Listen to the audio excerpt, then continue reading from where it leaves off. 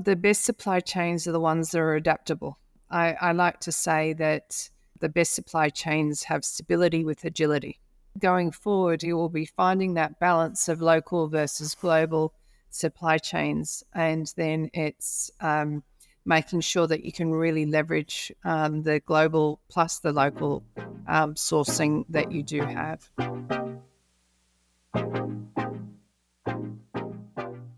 Well, Carlee, thank you so much for chatting with me today. Thank you for the invite. I would like to start off by asking you to introduce yourself. So your name, your title, the organization you work for, and also what you're passionate about. Well, my name is Carlee McGowan, and I am currently the supply chain director of Pernod Ricard Pacific, which is a spirits and wine company, one of the biggest in the world. And I am passionate about, I guess, developing people and getting the best supply chains that we can. I'm passionate about our customers, to make sure that our customers see us as their best partner to make sure that we can get, I guess, the best products on the shelf at the right time with the right place, so that everybody can enjoy their champagne when they would like to. That is a very good mission. It's a great mission, isn't it? From your experience, how has supply chain management evolved over your career? Well, it's been a long career, over 3 decades. A lot has changed, but a lot has stayed the same. So the principles have stayed the same in that you're moving stock from one place to another. What I've really seen is the changes in the technologies and the tools to enable you to do that. So what has really increased now has been the ability to track things through your supply chain and the ability to have better tools to make decisions on.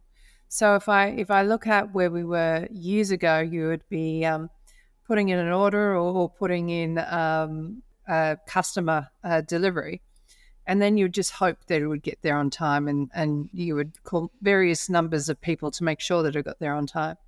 And now you've got tracking all the way through, and systems can actually have really good data, which can then prepare you for much better, I guess, ability to do contingency planning or make decisions a lot further out, so that you can actually get the rest of the supply chain prepared for the outcomes of either the stock coming early or the stock not coming at all. Are there ways that this relates to the consumer end as well? So I know there's a big thing in the ESG space around traceability in products. Is there a role for that kind of technology on the consumer side as well as that corporate side? Massive amounts of roles and a massive and I guess when I have a look at it, one of the biggest changes that we've had has been data. So master data.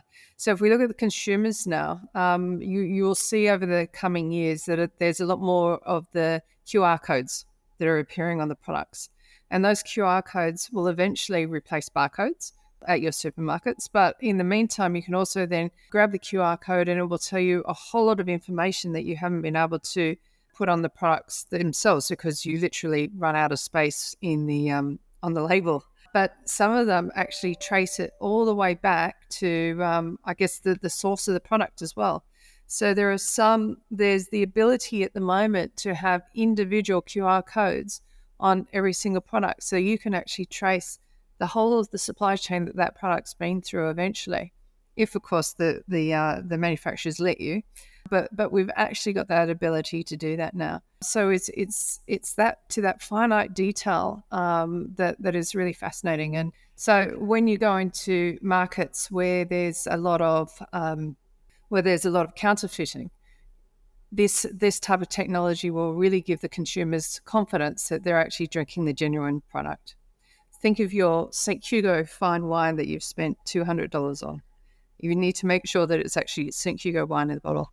I can say they would definitely appreciate having a QR code that can somehow, reinforce the genuine nature of the product. Yes, absolutely. So it's all these technologies that are coming in which are really changing, I guess, that avenue. And if you even just have a look at where it actually flows all through, is that then when the retailers actually know that they've had a sale, then that information goes straight through to the manufacturers, who can then go back to their suppliers as well. So the amount of time you get to respond is becoming a lot more rapid, which means that you can then tighten up a lot of the parameters in your supply chain as well, which is what gets you better service and also reduces your costs down. Correct me if I'm wrong. It sounds like there is a theme around increased transparency. Absolutely, absolutely. And it's quite funny. When I started off my supply chain career, people thought that I was really good because I knew advanced Lotus 1, 2, 3. And so I could come up with some analysis and data really quickly.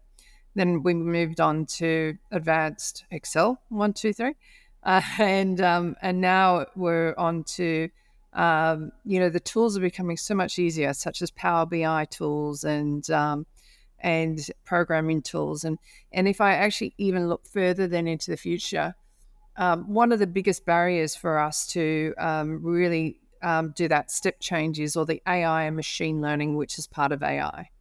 Now, I see this as almost the biggest disruptor since the internet actually came on board. And the way that I see this being a disruptor is that it will become easier for us to actually have open code to learn and to change things a lot easier rather than actually having to rely on a programmer to come in and do something. So it means that it actually opens it up to a lot more people to make those step changes a lot faster.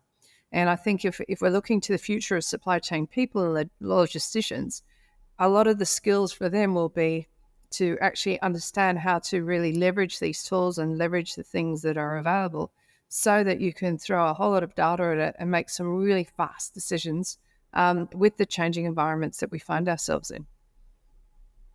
Very true. So you're also involved with the Institute of Transport and Logistics Studies, or ITLS, at the University of Sydney. In what capacity do you support ITLS? Well, being on the board, and I have been for the last 10 years and over 4 different organisations, so it's been my solid passion of mine. And I see, I get a lot out of the board firstly because I get to learn about what are the new projects and the new studies and so forth that the students in the university are doing. And I get to stay on top of what's there.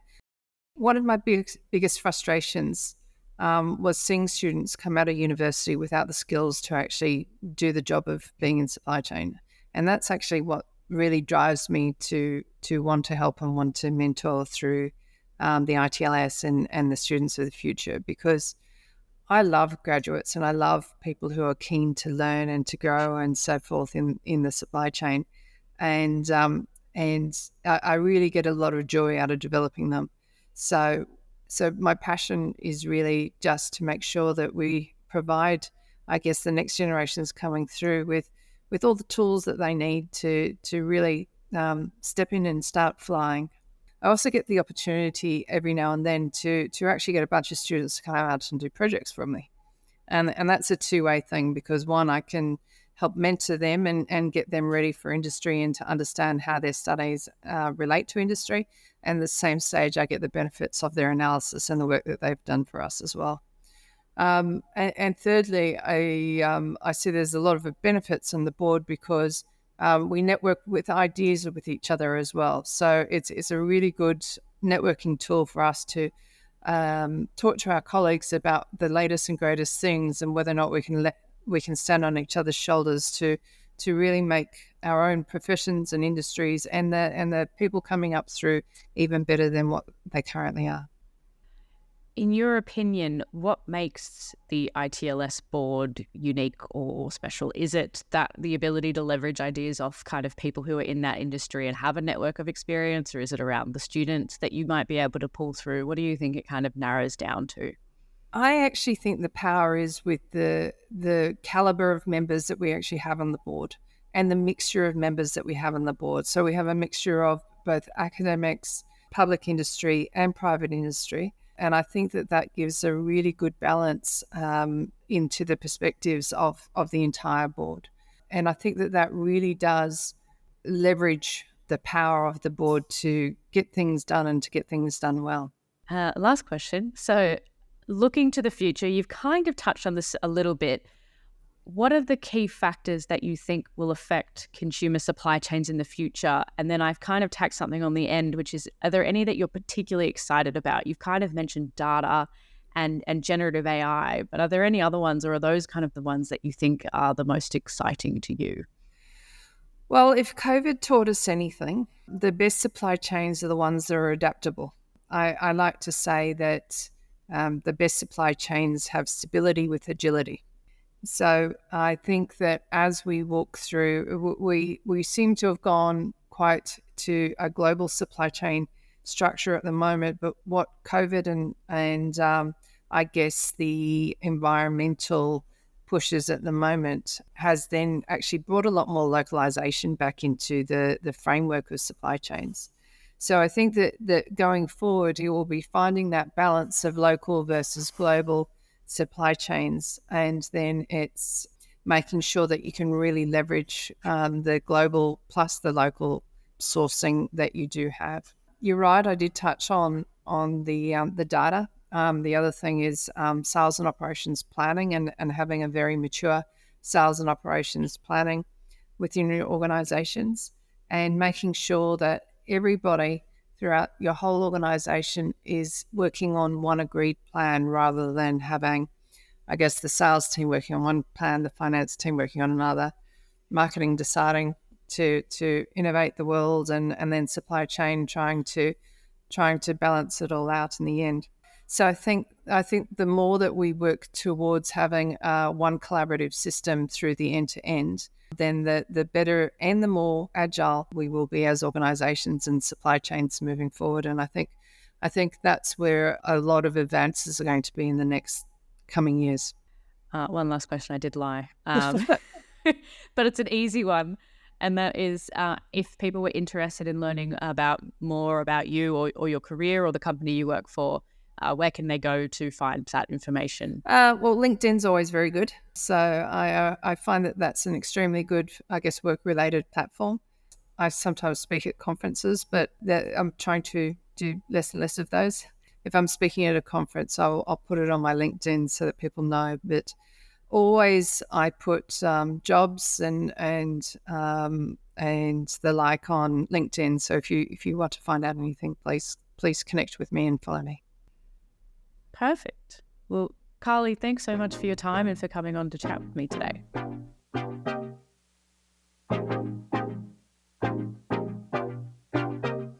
If you'd like to learn more about any of the guests that we have on the podcast, more about Byte Size, or more about Compass IoT, the company that produces this podcast, you can visit our website, which is www.compassiot.com.au. Until next time.